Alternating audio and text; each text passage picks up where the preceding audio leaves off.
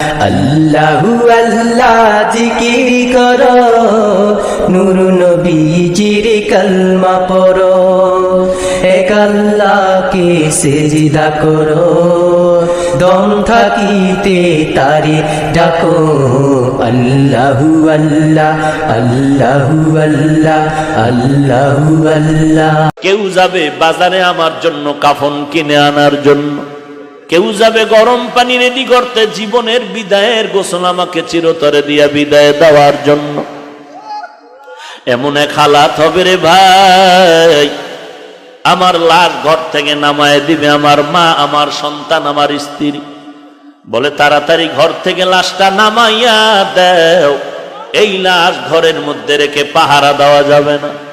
এনে নবীর উম্মতের দল, কিসের টাকা পয়সার বাহাদুরি করো?